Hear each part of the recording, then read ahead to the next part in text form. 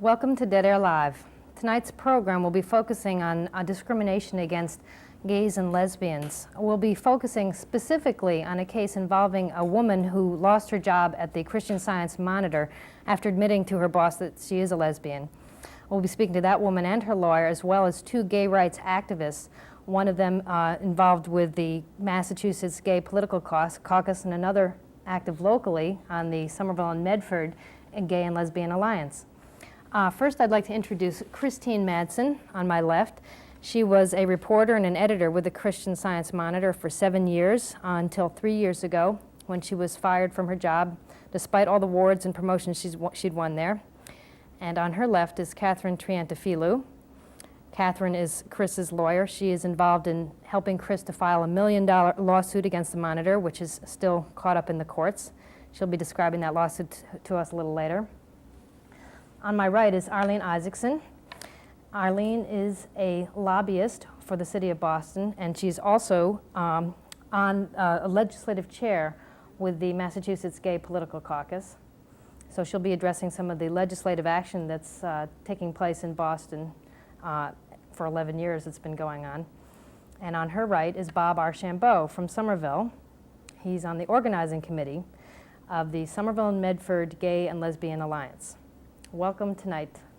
Good. First of all, I wanted to talk to Chris a little bit. Could you explain what happened, I guess 3 years ago, it was January of '82, when you were summarily fired from a job that you had, by all accounts, been doing very well at? Well, it all actually started in December. I was pulled aside by a woman I was very friendly with. She had been my supervisor for several years, and we were personal friends. She told me there were some rumors going around about me, and there were several of them, but they all had to do with me being a lesbian. She asked me if they were true, and I told her they weren't, because they weren't. And then she asked me if I was a lesbian, and I, thinking we were speaking as friends, told her that I was. She told me then that she'd been sent by the editor of the newspaper to find out about the rumors, and she would have to report back to him. There were several meetings that went on without me, and eventually I ended up in the office of the manager of the Christian Science Publishing Society, told that unless I considered healing myself of homosexuality, I would be fired. And several weeks after that, just after New Year's in 1982, I was fired. What does it mean to heal yourself? Basically, it means to become heterosexual, to no longer be a homosexual, but to become heterosexual. What's the process that one would go through as a Christian Scientist? It involves studying the writings of Mary Baker Eddy, the woman who founded the Christian Science Church, in conjunction with the Bible, in an effort to seek greater spiritual understanding of oneself and one's relation to God, and through this process overcome a variety of physical and mental, emotional illnesses, anything from a cold to schizophrenia, I imagine, the whole range. And did you ever try to go through this process around your homosexuality of healing yourself? The whole time that I studied Christian Science, I certainly considered my being a lesbian in relation to Christian Science, considered it very carefully, and always came up with the same conclusion, that being a lesbian was being who I was, and it was living my life in the best way I knew how. I considered this as I would consider anything else in my life, my job, where I was living just another facet of my life, and was it what I wanted it to be? You came to the Christian Science religion later in life, I understand, right? You were a Catholic. That's right. You were born and raised a Catholic. That's right. Why did you decide to become a Christian Scientist? It made perfect sense to me. It seemed like a very workable, practical philosophy on which to base my life. It was presented to me by a friend who, as a matter of fact, was my lover at the time, and it just really appealed to me. Had you been aware that there was any kind of church doctrine against being a lesbian? No, I hadn't been. You had expected that the church was more liberal than you later found out? Yes, I mean, if you study the writings of Mary Baker Eddy, you realize that she was a very liberal thinker, really at the forefront of the social issues of her day, which was the late 1800s, early 1900s. She spoke very strongly in favor of pacifism, in favor of women's rights. and a whole variety of other issues, was corresponded with various abolitionists. So it never occurred to me that the Christian Science Church would be so conservative. The Christian Science philosophy, it's such a liberal, freeing philosophy. I think probably something that most people think of first when they hear about Christian Science, a religion, at least what first comes to my mind is the whole belief that you don't need a doctor to be healed. And I guess that's part of the whole healing process for emotional, what they would conceive of as emotional problems as well. What does that entail? Why is it they don't believe in sort of Western medicine? Christian Science believes that God is all-powerful and all-knowing, and anything which exists comes from God. Therefore, you don't need material supports, aspirins or whatever, doctors to heal yourself. By turning to God, by getting back to basics, as it were, the very basics of your being, you can heal any ailment. Now, another confusion people might have is the Christian Science Church as distinct from the Christian Science Monitor, the newspaper, which is well read. I understand the circulation is about 150,000 or something in this country, and it's highly acclaimed, an international newspaper. What relationship does that have to the church? The Monitor was founded by Mary Baker Eddy, the same woman who founded the church. But it's a part of the Christian Science Publishing Society, which is a separate trust. It's a separate physical structure even. The two are really quite distinct. They have different people who direct it, and the Monitor, as a matter of fact, is set up to be a profit-making newspaper. It is an international daily newspaper. It has worked hard over the past 75 years to earn that reputation. It's not a religious rag. Catherine, I want to direct a question to you as Chris's lawyer. I understand that Chris has filed a $1 million lawsuit against the Monitor. What is the basis for that claim? Well, there are several claims, so there's not just one claim. There's about 10 causes of action, and the basis is invasion of privacy, defamation of character, wrongful termination, breach of contract, violation of civil rights under the state constitution, interference with contractual rights, and I think there are a few others, violation of state civil rights law. The actual basis is the fact that they fired her without a good reason, and the manner in which they brought about the firing. I think Chris gave you the highlights of this horrible experience that she had, was pretty unfair, and pretty unfair for all types of people and all types of employers.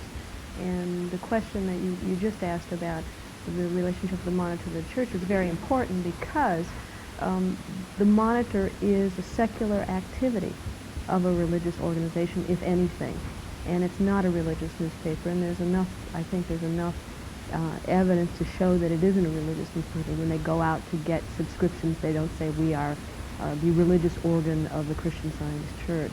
So that's one of the major disputes in the litigation, is what is the Christian Science Monitor. So they're trying to defend themselves on the basis of the separation of church and state, and because they're a church, they shouldn't be held to the same kind of standards of behavior or conduct that, say, a private employer would have to be held to? That's it precisely. They're saying that the First Amendment provides an absolute shield because of the fact that, according to the Christian Science doctrine, homosexuality is immoral, and if you're going to work for the Monitor, you have to be moral, or you have to ascribe to certain doctrines that they have, and therefore we have the right to fire you, and we can do whatever we want to fire you. And there are no procedural safeguards. Whatever we say goes. And that's basically their argument. And they say they're protected because they're a church. Chris, question back to you. When you found out that you were being fired, what kind of support or reaction did you get from other reporters and people on the editorial staff at the Monitor? Initially, I had a lot of support. My boss, my editor, went the extra mile for me. He was very concerned. But it all dropped away very quickly. As soon as I was fired, that was it. I basically haven't heard from any of those people who were my friends and my co-workers for 7 years. I haven't heard from them since. Why do you think that is? I don't know if some of them aren't afraid for their own jobs, if they feel that they might have something that they don't want to come to the attention of the church. They don't want to be associating with me, be guilty by association. I don't know. I understand that the church's creed has some very, what would be considered sort of strict guidelines or doctrines for behavior by today's general standards. For example, you're not supposed to smoke, is that right? No drinking, no swearing, or what are they all? They're not really creeds. There aren't any things written in stone for Christian Scientists. There are things which many Christian Scientists don't do. Many Christian Scientists don't smoke, they don't drink, but there are no precepts as such. What there are interpretations of Mrs. Eddy's writings and of the Bible, which change with time, and that's what you're referring to. Mm-hmm. And so do you think that there's some co-workers who might fear that if they've violated any of these kinds of precepts that they could be in trouble also? Mm-hmm. Yes. So what was that like for you personally to have that support dwindle? It's like I had 7.5 years of my life which never existed. All I had to show for it were a couple of boxes full of crumbling papers, really.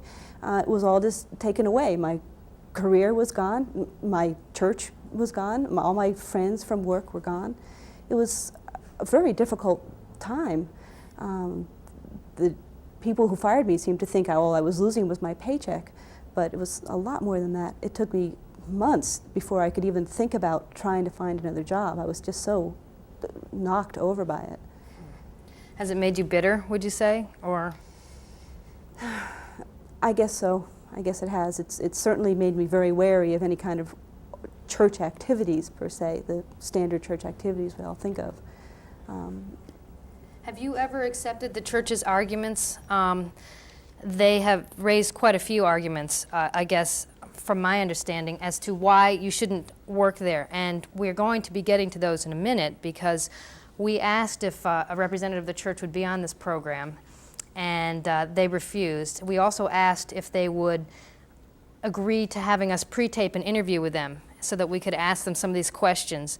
They also refused. In fact, we went down to the a group of us went down to the Christian Science building, and we're just videotaping the actual structure of the church, and were kicked off the property. So I seem to be a very protective type of thing, but they did send us a written response, which actually was a letter that one person from the Monitor had sent to somebody else, and we've excerpted from that letter and have somebody reading that over pictures of the Christian Science Monitor and building. So I think we should go to that tape now and see what the Monitor has to say.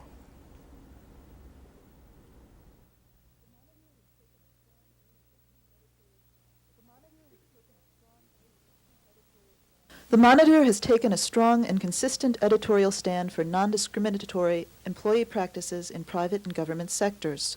We do feel that in the midst of what has been termed a secular age, religious convictions, even those which go against the grain of popular thought, do deserve the protection of First Amendment freedoms of religion.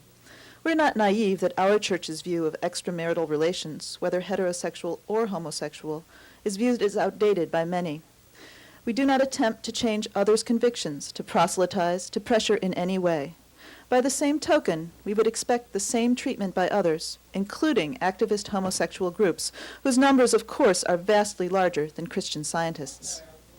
The broad Christian values which underlie the Monitor's journalistic efforts, tolerance for others' beliefs, daily effort to find workable solutions to global challenges, encouragement of human rights, strengthening of moral impulses, are worth preserving.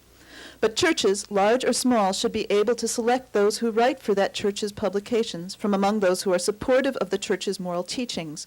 For example, whether or not I might happen to agree with the Roman Catholic Church's teachings on abortion, I do not believe they should be compelled to employ for their church's official publications those who are vigorously opposed to the Catholic Church's moral teachings. I do strongly feel that they should be allowed to practice their teachings, even when such a teaching may seem outdated or discriminatory to some people.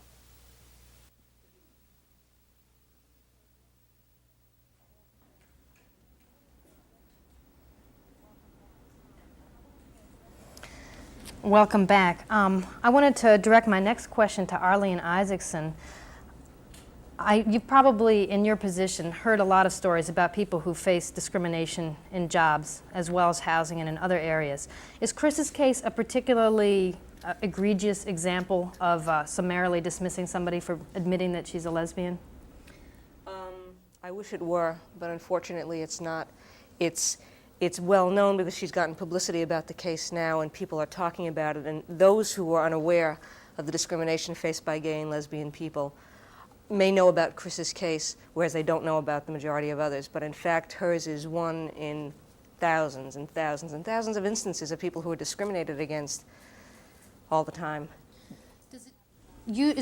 Does it usually happen that someone may have a job and then it's found out that they're homosexual and then they're fired, or does it tend to be that they have trouble getting a job in the first place? It runs the gamut of every instance of every gradation of kinds of discrimination that you'd have when it comes to discrimination against sex or based on race, rather. Some people have jobs and their sexual orientation is exposed either through their own choice or by virtue of it being discovered by others, and then they get fired. Other people may be, for whatever reason, they may know about their job, that their sexual orientation before taking a job, and those people have been denied jobs. In other instances, people have been denied promotions, denied housing, denied credit. It's amazing how much people will deny you once they know who it is you've chosen to love. Bob, what does that say to you as a person who's with the Gay and Lesbian Alliance about the difficulties of coming out? I mean, that must be a problem that people face all the time. On the one hand, an individual may want to be open about his or her lifestyle, and yet they have to face the very real fact that they could face discrimination in jobs and social censure of all kinds. Do you see that a lot? Yes, there are, especially like in the teaching field. Teachers have to maintain a low profile, have to essentially stay in the closet. People in government jobs, municipal, state, federal, the military, have many men and women have to stay in the closet and or face disciplinary action for which they have no recourse. Is that one of the purposes of the Gay and Lesbian Alliance, is to provide kind of a support network for people who do choose to come out or perhaps choose not to come out, but in any case feel that they need support? Or is it more of a social organization? What is your goal? We, the Gay and Lesbian Alliance of Somerville and Medford, define ourselves as a social organization. Social encompassing all aspects of life. Politics, support, social events, education, and we consider ourselves community builders in that we are networking and building within the cities of Somerville and Medford within our own community and doing outreach and reaching out into the community at large itself. We have been involved in local politics. We have been involved in a local charitable event, and those are the types of events we're involved in. Let me ask Catherine another question. You're bringing this suit on behalf of Chris. How often has this kind of case gone to court, and what kind of support has there been in the courts for sexual preference types of cases? Well, in many ways, the law has changed a great deal in the last 10 years. There have been, now Chris's case is unusual because it involves a newspaper that has some sort of relationship with a church.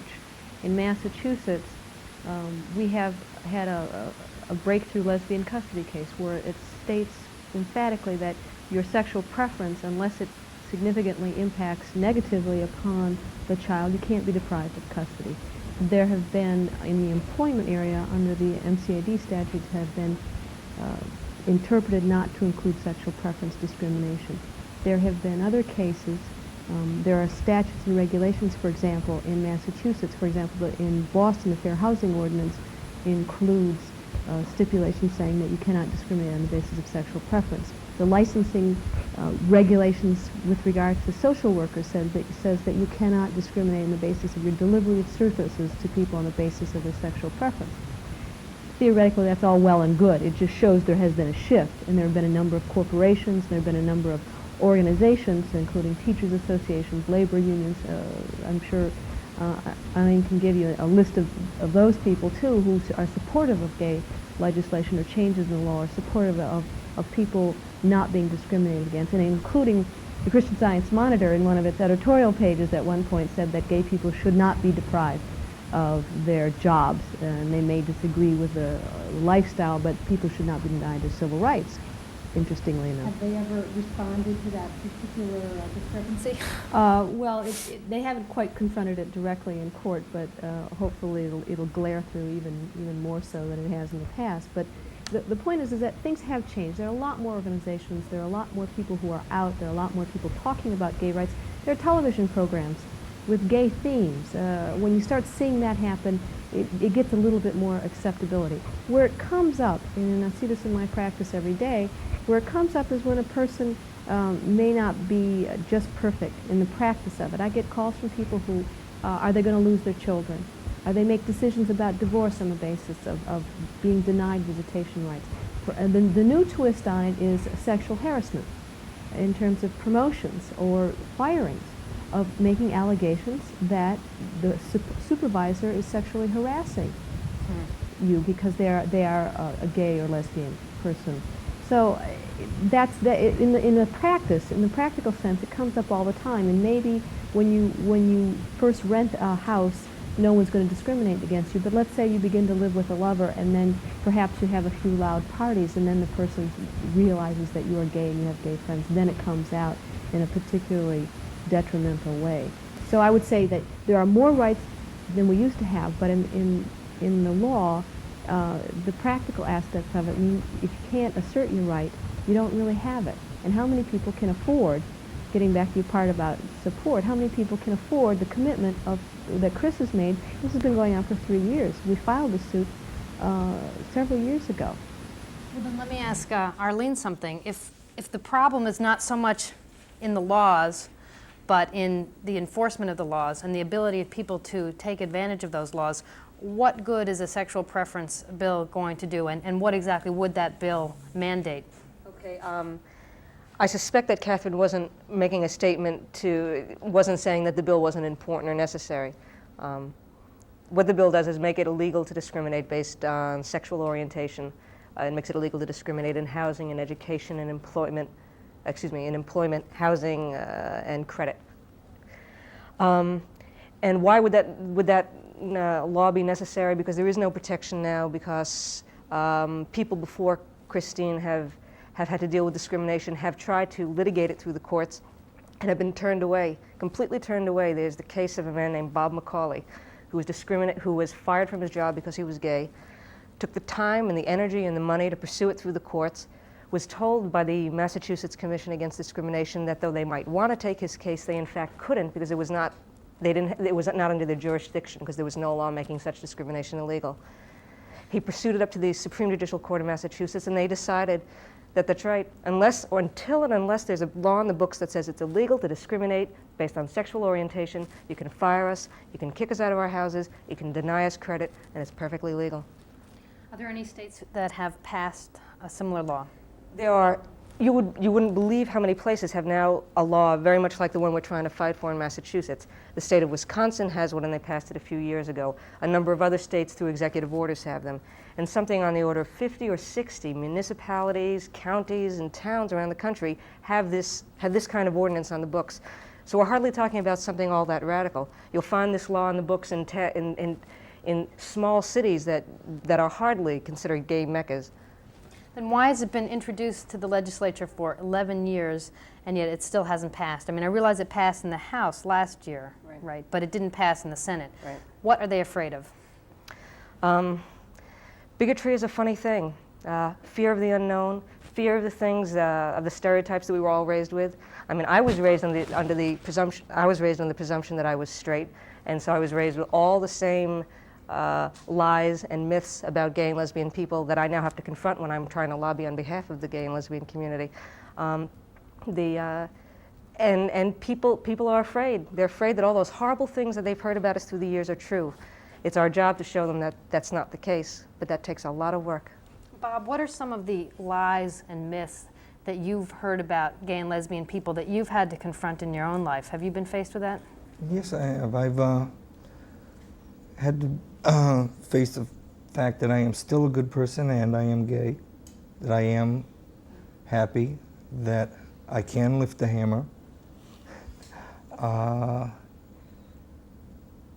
and that loving and caring about someone, be they of the same sex or the opposite sex, doesn't really matter. Did it take you a while to come to grips with that? I mean, Yes, it took me quite a while. have you faced much discrimination in any aspects? Not really.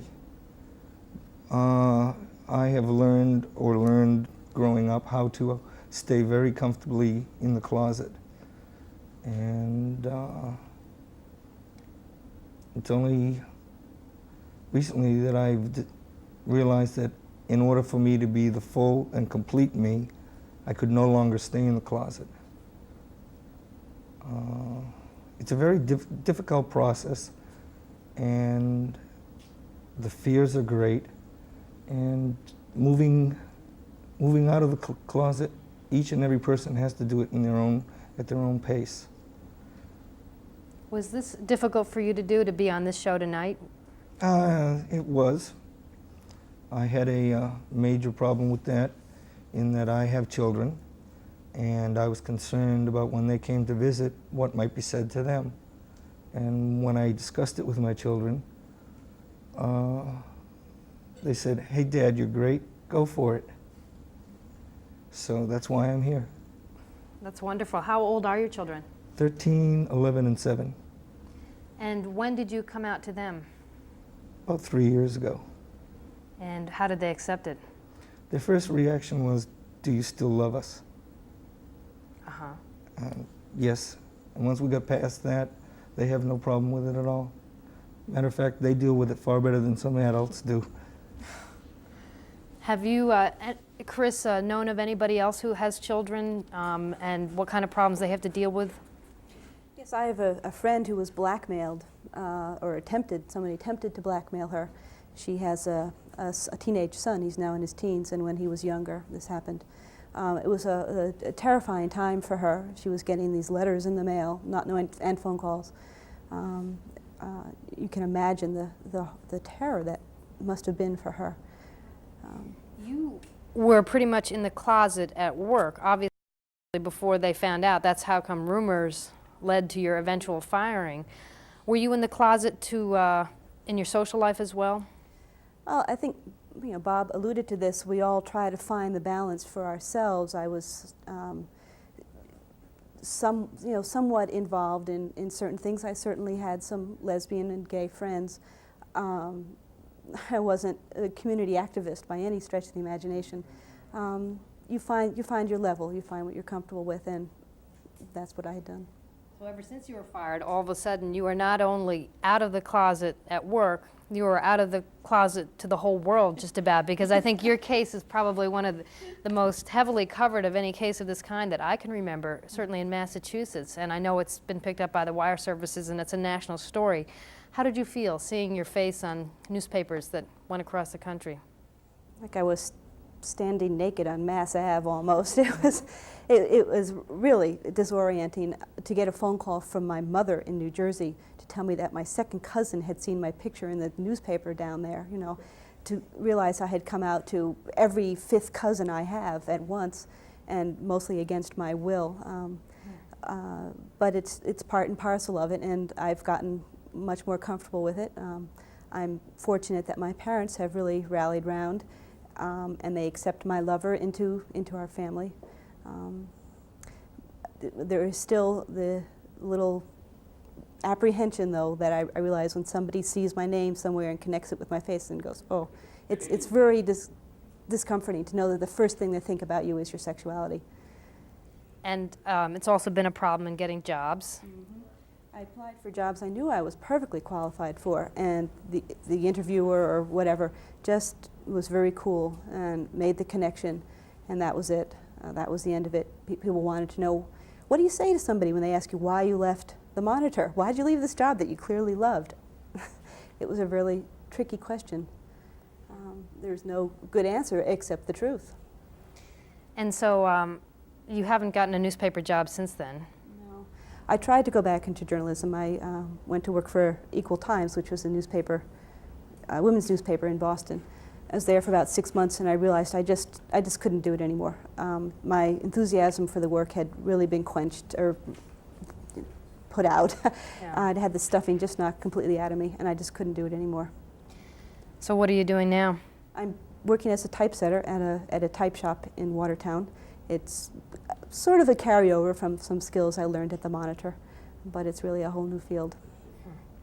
And is it disappointing to you? I mean, you obviously loved newspaper reporting. Is it disappointing to you that that doesn't seem to be open to you now? Yes, in some ways. I think my fascination with the whole newspaper process will never fade, but it is something I figure I'll just keep dealing with, and perhaps someday find ways to bring that back into my life in a more active way. Well, the producers group went out and tried to do our own informal survey. We did an on-the-street interview in Davis Square and asked people basically how they would react to a situation of hearing about a person being fired for being a lesbian. And I think we were pretty surprised that the response was nearly unanimous, that people did not feel good about that. And we want to show you that tape now. So let's roll the tape. Have you heard about the suit against the Christian Science Monitor? No, I haven't, until I was listening to you earlier. I don't think it's fair for anybody. I spent a lot of time in the military, and the same thing happened.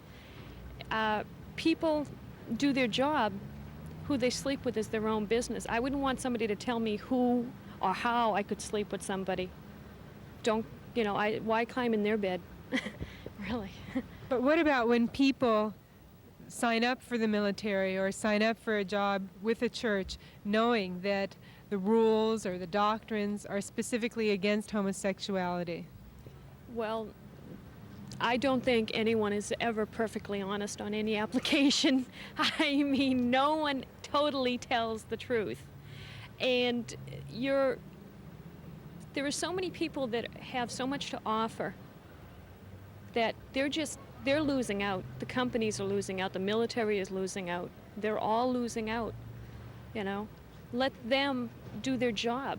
Don't dictate, how people are going to sleep or who they're going to meet, who they're going to have friends with. If you start telling people who they're going to be intimate with, then pretty soon you're going to tell them who's going to be friends with, who you can talk to, who you can't, and it doesn't work out that way. What do you think about churches' stands against homosexuals? Oh, I don't know. Church is kind of different, because that's like God, Well, I think if she, like you said, she got awarded for how well she did her work and everything, then I don't think it should have mattered.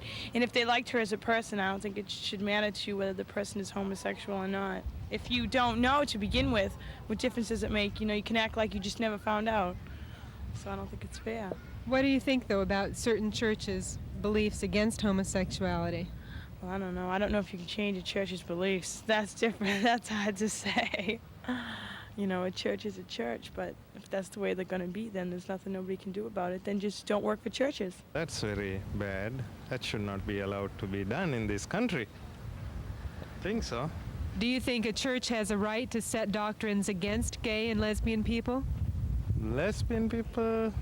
No, they should have their own ways of thinking, so there should not be anything like that. I don't think it's fair. I think that everyone has a right to live their own life, and as long as their personal life doesn't interfere with their job or their performance on the job, it's strictly up to them. No, I don't think they should be fired. I'll tell you, I don't like queers. I don't want to really associate with them, but when I don't know they are, then, it really doesn't bother me, and I think that's a big problem with everybody, and, I'm not making myself any judge or anything, but when I don't know, don't bother me. I think it relates to any kind of discrimination. Whether you're differently abled or whether you're a woman of color or a man of color, you shouldn't be fired for not being basically a straight white male in this culture. Do you belong to church? Yeah. And does your church allow gay people to practice their sexuality? Church welcomes everyone, like everyone else. Everyone is welcome. Like every church says, all is welcome, all is welcome. They don't go asking what your personal life is. You're in the house of God. You're there to pray. You're there for a purpose. You're not there to discuss your sex life. Am I right or wrong? Well, I hope someday the churches will not have to deal with this issue any longer, because it'll be an open and affirming churches across the country and across the world. I don't know if that day's going to come with President Reagan and the new right within the fundamentalists arising, but I hope someday it will be. Just keep working for justice. Welcome back to the studio. We have a problem with the audio here, but I wanted to talk to Chris for a minute. You just watched the tape that our viewers have also watched, and it seemed that by and large, most of the people said that they really don't think that an employer has any right to know or be concerned with somebody's personal life. And how does it feel to see that? I mean, do you feel good that you've got some support out there among ordinary people? Definitely, definitely, and that's what I'm counting on. You know, the support and the help of everybody who realizes that being gay and lesbian is the same as being straight in the world. It's just another way of being. And it's real nice to see that affirmed by the people on the tape. Have you experienced that in other avenues of life? I mean, I know your coworkers disappointed you ultimately, but what about other people who just heard about your case, you know, ran into you, met you in a store? What have they said? They've been very supportive. I think anybody who knows a lesbian or a gay man can sort of fight their way through the myths, and that helps a whole lot. But when I tell people what happened, even, for example, I ran into somebody last week I went to college with, and she had heard about it from other friends from college, and she was just appalled. And that's very nice to realize that's coming from all sectors. Catherine, a question for you. Have you experienced any discrimination as a lawyer, being a lesbian as a lawyer? Is there a problem there? That's a hard question to answer, mostly because I don't go into court and say, hi, I'm your local lesbian lawyer. I think that it's very, very subtle when it does happen. I'm not aware, and it's a bad thing to say, I'm not aware of discrimination.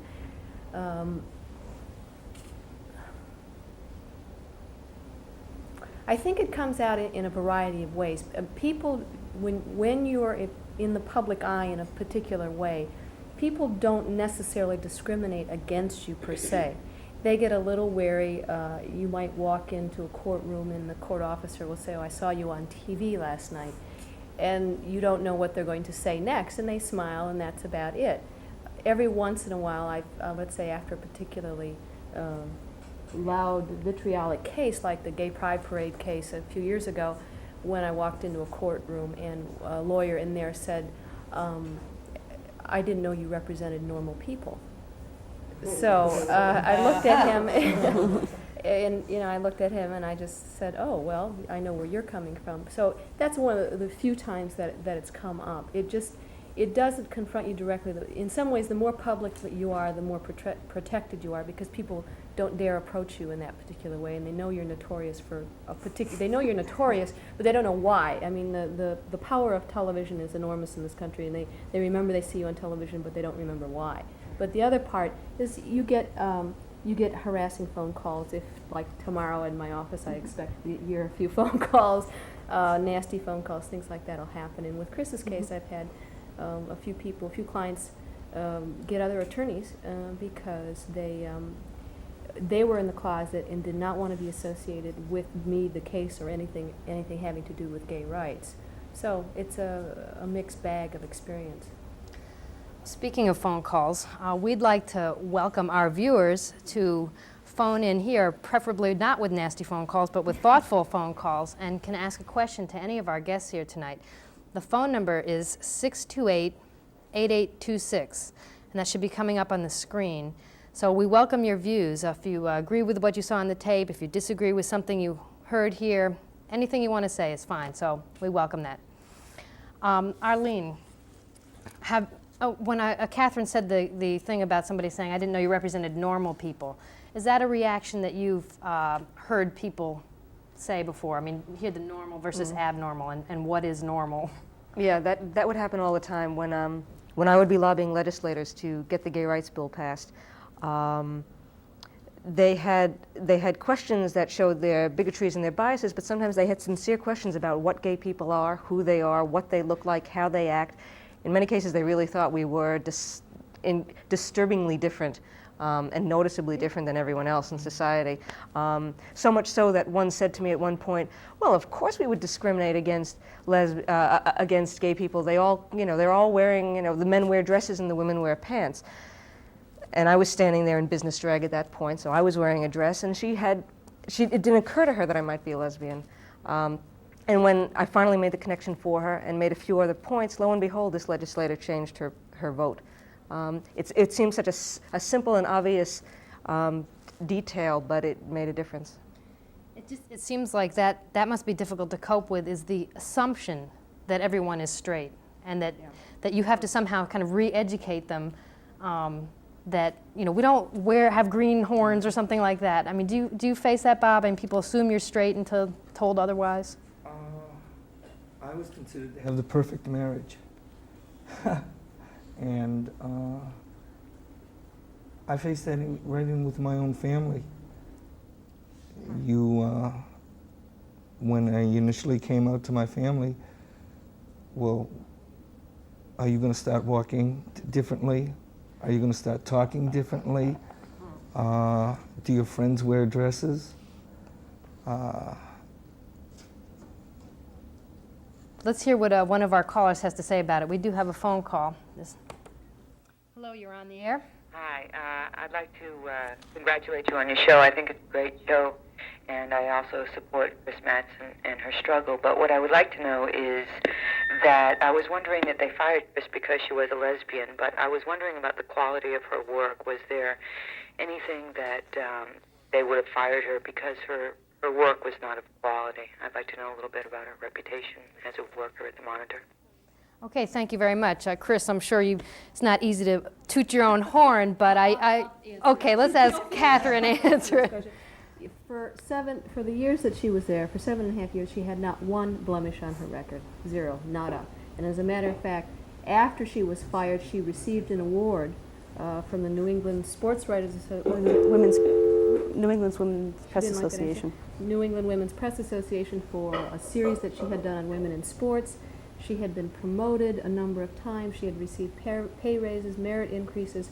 There literally is nothing on her employment record that is of a negative nature. And in fact, at one point, I think it was 4 months before she was fired, and I've quoted this extensively in our briefs, if you asked me to give up Chris Mattson or my right arm, the decision would be a hard one, said her supervisor. Or on another incident,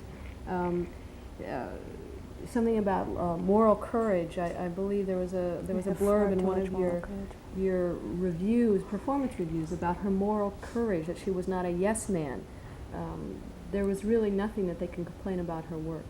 I think just the facts of the situation, that you started there as a copy girl, whatever they called you, a copy person, and moved up the ranks to being a full-fledged reporter and assistant editor, speaks for itself. That kind of promotion is not given at a prestigious newspaper like the Christian Science Monitor, because they can't find somebody else to do the job. It's obviously based on some kind of merit. I understand we have another phone call. Hello, you're on the air. Thank you. I'm calling to also say that this show has been extremely informative, and I've learned quite a bit about Chris's case from this show. I'd like to know, what can people do to help? What kind of help does Chris need to continue her fight? Thanks a lot for calling. It's a good question. Thank you. Chris, I understand there's a defense fund. There's a legal fund. A legal fund. We're on the offense. Get that wrong. Get that wrong there. We are working very hard to raise money to cover the legal expenses involved. We do various fundraisers in people's houses. We also organize larger events. For example, Kay Gardner, a singer, performed last June. Can I give an address now? Yeah, if you have an address for the legal fund. Yes, we do have a post office box. It's the Madsen Legal Fund, Box 314, Newtown Branch, that's 2 words, Boston, 02258. Now, what kind of legal costs have you incurred? I mean, the case was filed in December of '82, right? That's right. So now it's December of '84. Right. So that's 2 years of legal costs. That's right. We've been at this for 2 years, and as a matter of fact, the decision we're waiting from the Supreme Court now really is only going to enable us to go to trial. Could you explain what that is, actually? Okay. What has happened in the 2 years? We filed suit December 1, 1982.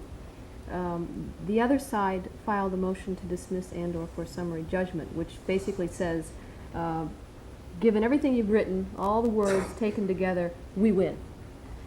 So then that goes to court, and we went before a judge, and the judge looked at all these pleadings, and he said, no, you don't win. They have a right to go try the case, meaning our side gets to go try the case. Well, they appealed that decision in the Superior Court, and this is a pretrial motion. They appealed that decision through what a special procedure called an interlocutory appeal for all of you technical buffs out there that want to hear about this. And the reason why I'm laughing about it, because you have to understand that I am a sole practitioner and Chris is formerly unemployed and now employed typesetter. And the funny thing is that they have this huge downtown law firm with millions of lawyers and millions of dollars at their disposal, and here we are going through every procedural avenue that they can think of. So we went to that appeals court. They won that motion, which said that normally you can't appeal this kind of decision because it's pre-trial. But in this case, because it involves the First Amendment and a religious organization, we'll let you appeal it, and we're going to report it to the appeals court. It was reported to the appeals court, and in response to that, we filed a petition for direct review by the Supreme Court.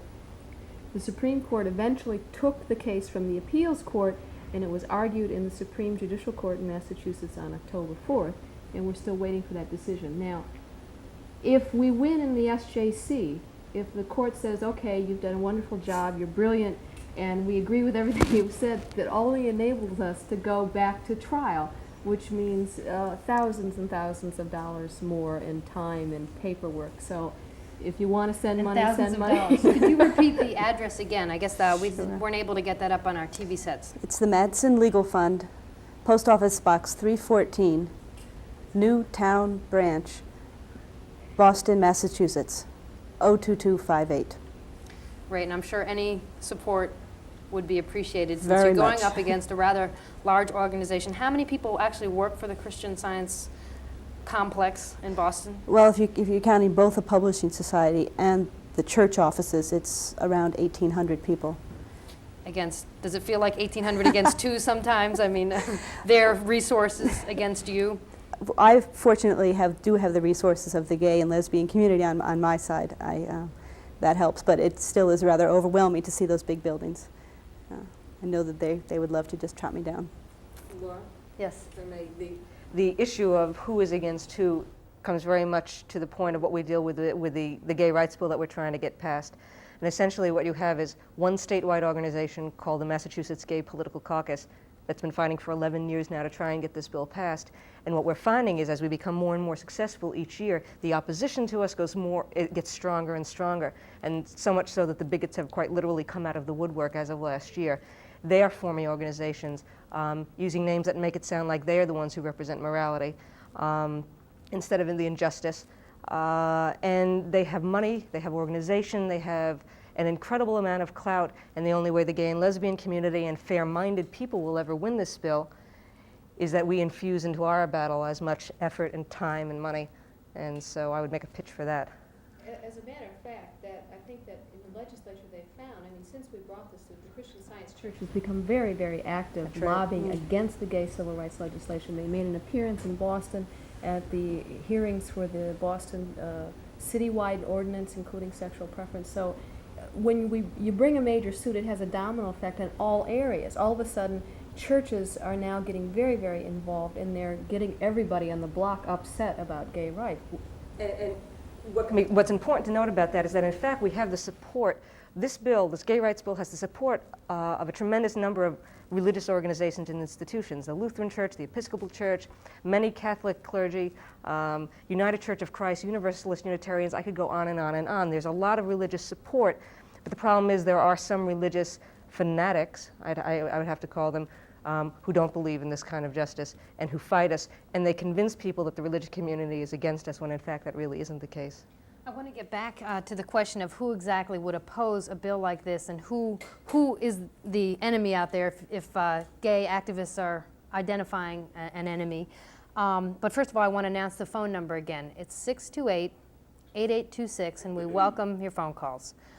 So, Bob, in your opinion, who is it that's against you? Is it people who long-standing bigotry? Is it political people? The guy on the street? Who is it? It's bigotry, essentially, non-understanding of our issues and our situation. It's held over medieval thinking, and those people in the religious community that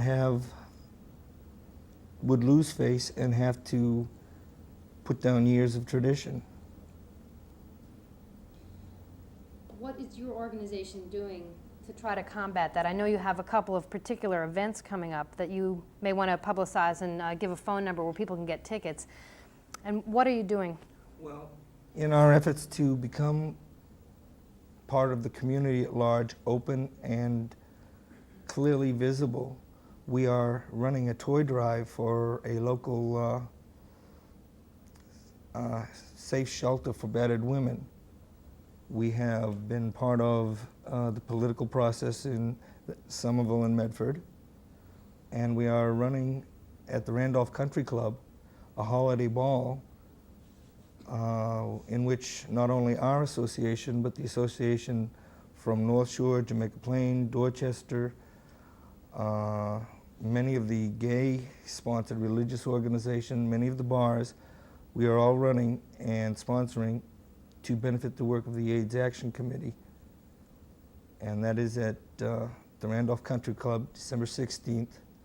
And for information, you can call 625-5875. And if you want information on our alliance, you can write to us, care of Gay and Lesbian Alliance, Somerville, Medford, Post Office Box 45211, Somerville, Mass. 02145. Okay, I think they're going to get those addresses up on the screen in a minute. I just wanted to ask you, I know you've done some work to try to endorse and support candidates for office in Somerville, and I don't know about Medford also, in the most recent statewide election. Who did you endorse? We endorsed for the primary 3 candidates, Sal Albano, Joe Mackey, and John Bonomo. In the general election, we endorsed Sal Albano and Joe Mackey. Both of our candidates were elected. Members of our organization participated actively in both campaigns. Some were visible, some were not. Arlene, do you know from the last election if there are more candidates who were elected who might be sympathetic to the legislation and it has a better shot next year, or what's your prognosis? It has a better shot to the extent that, yes, those who have been elected, we have more supporters of our bill on the one hand. On the other hand, people are still intimidated by the subject, and it's a question of us, of the gay and lesbian community, proving what is in fact the case, that people never lose elections for voting for gay rights. If anything, they tend to do better than most because they've come out on the side of justice, and people tend to respect that more than not. And to prove politically wise to vote for the gay rights bill, whereas people would tend to think that the opposite is the case. It's my understanding that you endorsed 3 candidates, but in fact, in one poll that I've seen, all the candidates from Somerville said that they were in favor of a sexual preference bill, or am I wrong? That would include Vinnie Pirro. Yes. He said he was for a sexual preference bill. Yes. And of course, Sal Albano, who you endorsed. Marie Howe, who ran against John Bonomo and won. She has also said she is for a sexual preference bill, opposing discrimination, should clarify, against gays and lesbians. And Joe Mackey was the author of the Fair Housing Bill in Somerville, which included sexual orientation language. Do you know how his opponents, John McKenna or Vinnie Ciampa, went on those? John McKenna, he met with our alliance, and John McKenna does not consider gay rights an issue, period. Okay, so that's a non-stand. It's you discriminate against everybody or nobody. It's let me ask Catherine and Chris if there's anything more that you would like to add about the case, any more help that people can be to you, any other ways that you can see in a broader generic sense that bigotry against lesbians and gay people can be combated. I know you can't litigate really attitudes. You can litigate and win a case, but you can't change attitudes necessarily through the courts. How can you? Well, I think you can have a lot of symbolic victories through the courts, and just the mere fact of the publicity around the case says that there are gay people who are treated unfairly, and it is tremendously useful. It's a catalyst for change, and it's a catalyst for people to understand that gay people are not bad people, and that gay people are mistreated by the majority of people in this country. The thing that people can do specifically to help us, we've asked about money, and I don't mean to overplay that, but the other part is make a point of stopping gay jokes at the workplace. Make a point of looking into your own workplace to see what kind of policies they have. If you have a subscription to the Christian Science Monitor, write them a letter and tell them you don't like what they did. There's all sorts of avenues that you can personally take a stand against bigotry and racism and classism and all of the isms in society that make life so difficult. Chris, I'd like to end with you since we began the show with you and we have to wrap it up here. What do you think? Anything that can be done? If I thought nothing could be done, I wouldn't be bringing this lawsuit. I think that we can make progress. Everybody is contributing their own part, and that's why I keep going with this. If I could just add that the Madsen Legal Fund is not just Catherine and me. It's a group of people who work very hard. They donate their own time, and if anybody else wants to work with them, please write us. We'd love to have you. Well, thank you all for being here. It's much appreciated. I just wanted to also announce when this program will be rebroadcast. It's going to be shown again. It's called Gay Rights, a challenge to church and state. It will be shown on Thursday, December 13th, and also Tuesday, December 18th, also at 8 o'clock. Thank you very much for being here.